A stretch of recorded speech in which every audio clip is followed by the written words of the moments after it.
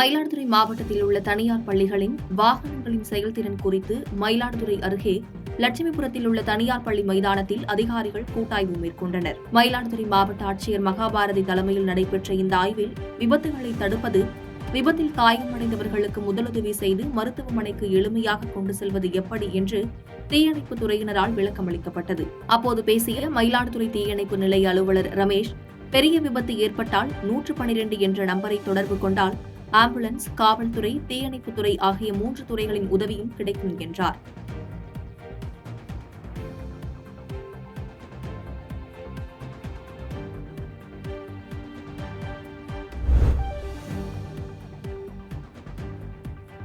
திண்டுக்கல்லில் மேரி மாதா கால்பந்தாட்ட கழகம் சார்பில் 3ஆம் ஆண்டு மாநில அளவிலான ஐவர் கால்பந்து போட்டி நடைபெற்றது. இதில் திண்டுக்கல், மதுரை, சென்னை, விருதுநகர், திருநெல்வேலி உட்பட பல்வேறு மாவட்டங்களைச் சேர்ந்த 12 அணிகள் கலந்து கொண்டன. நாக் அவுட் முறையில் நடைபெற்ற இப்போட்டியில் இறுதிப் போட்டியில் திண்டுக்கல் கேலோ இந்தியா அணியும் SSM அணியும் மோதின. இதில் திண்டுக்கல் கேலோ இந்தியா அணி 2-0 என்ற கோல் கணக்கில் வெற்றி பெற்றது.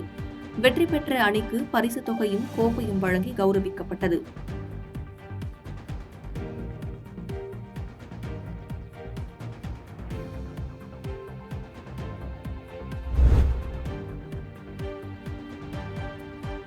புதுக்கோட்டை மாவட்டம் பொன்னமராவதி அருகே கண்டியானத்தம் கிராமத்தில் காமாட்சியம்மன் கோவில் உள்ளது.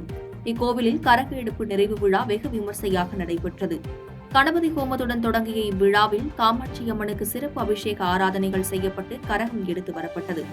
அவ்வாறு எடுத்து வரப்பட்ட கரகம் கோவிலில் 2 நாட்கள் வைத்து சிறப்பு பூஜை செய்யப்பட்டது. இறுதியாக கண்டியானத்தம் முக்கிய வீதிகளின் வழியாக வலம் வந்த கரகம் கண்டியானத்தம் ஊருணிக்கு கொண்டுவரப்பட்டு நீரில் கரைக்கப்பட்டது. இந்நிகழ்வில் திரளான பக்தர்கள் கலந்து கொண்டு காமாட்சியம்மனை வழிபட்டனர்.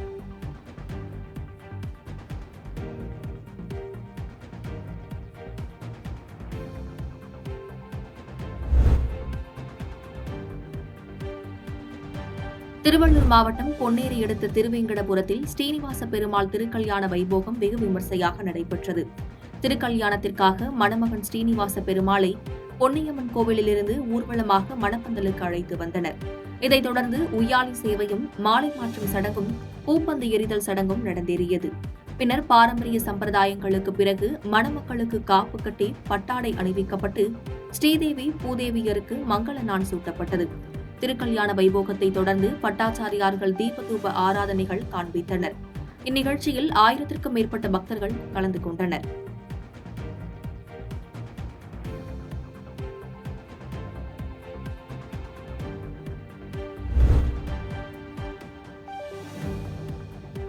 திருவண்ணாமலை மாவட்டம் கீழ்பெண்ணாத்தூர் பகுதி விவசாயம் நிறைந்த பகுதியாகும். இங்கு தற்போது பெய்த மழையால் ஏரி குளங்களில் நீர்வர தொடங்கியதை அடுத்து சித்திரைப்பட்டம் நெல் நடவு பணியில் விவசாயிகள் ஆர்வம் காட்டி வருகின்றனர்.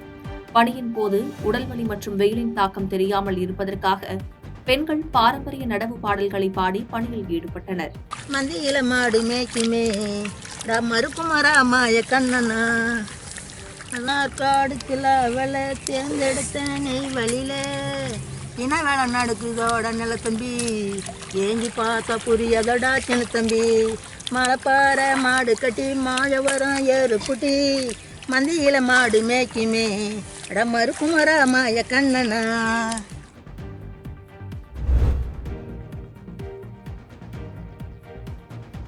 சேலம் மாவட்டம் வீராட்சியூர் கிராமத்தை சேர்ந்த அண்ணாமலை மகன் கணேசன் என்பவரது வீட்டில் உடும்புக்கறி சமைத்து வைத்திருப்பதாக வனத்துறையினருக்கு ரகசிய தகவல் கிடைத்தது.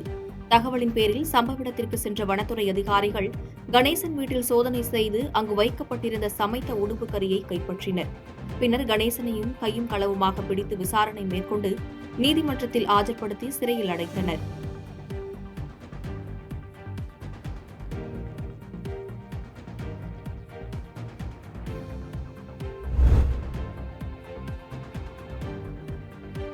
திருப்பத்தூர் மாவட்டம் வாணியம்பாடி புதூர் பகுதியில் கடந்த 35 ஆண்டுகளுக்கும் மேலாக செயல்பட்டு வரும் தபால் நிலையத்தை எந்தவொரு முன்னறிவிப்பும் இன்றி அகற்றுவதாக கூறி அதிகாரிகள் காலி செய்ய முயன்றதால் தபால் அலுவலகத்தை முற்றுகையிட்ட அப்பகுதி மக்கள் தடுத்து நிறுத்தி தர்ணா போராட்டத்தில் ஈடுபட்டனர்.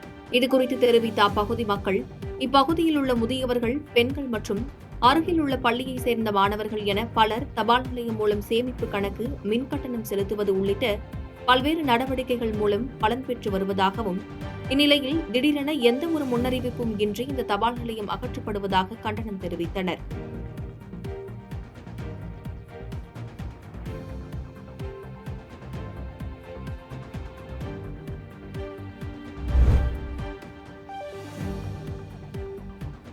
ராணிப்பேட்டை மாவட்டம் கலவை பேருந்து நிலையத்தில் அதிமுக சார்பில் எடப்பாடி பழனிசாமியின் 70வது பிறந்த நாளை முன்னிட்டு விநாயகர் கோவிலில் 108 தேங்காய் உடைத்து பொதுமக்களுக்கு அன்னதானம் வழங்கும் நிகழ்ச்சி நடைபெற்றது. இதில் சிறப்பு அழைப்பாளராக மாவட்ட கழக செயலாளர் சுகுமார் தலைமையில் விநாயகர் கோவிலில் சிறப்பு அபிஷேகம் நடைபெற்றது. இதனைத் தொடர்ந்து கோவிலின் வெளியே 108 தேங்காய்களை தொண்டர்கள் உடைத்து சிறப்பு வழிபாட்டில் ஈடுபட்டனர்.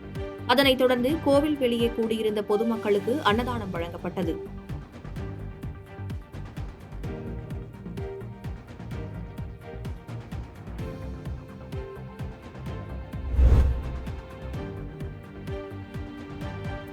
தூத்துக்குடி மாவட்டம் சாத்தான்குளம் அருகே உள்ள ஆனந்தபுரம் அரசு ஆரம்ப சுகாதார நிலையத்தின் அருகே கூட்டு குடிநீர் திட்ட குழாய் திடீரென உடைப்பு ஏற்பட்டதாக கூறப்படுகிறது.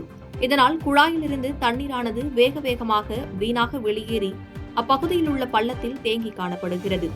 எனவே கோடை காலத்தில் தண்ணீர் பற்றாக்குறை ஏற்படும் சூழலில் குடிதண்ணீர் வீணாகி செல்வதை சரி செய்ய வேண்டும் என அப்பகுதி மக்கள் மற்றும் சமூக ஆர்வலர்கள் கோரிக்கை வைத்துள்ளனர்.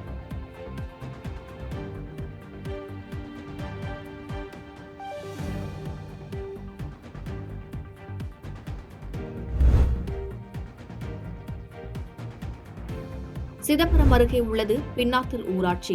இந்த ஊராட்சியில் அமைந்துள்ள கொடிப்பள்ளம் கிராமத்தில் 300க்கும் மேற்பட்ட குடும்பங்கள் வசித்து வருகின்றன. இந்த நிலையில் கோடை நாள் என்பதால் அங்கு பொதுமக்களுக்கும் கால்நடைகளுக்கும் நீர் பற்றாக்குறை ஏற்பட்டுள்ளது. எனவே இந்த நிலையை போக்க இந்த கிராமத்தில் உள்ள குளத்தை தூர்வாரி சுற்றுச்சுவர் அமைத்து தரக்கோரி பொதுமக்கள் கோரிக்கை விடுத்துள்ளனர்.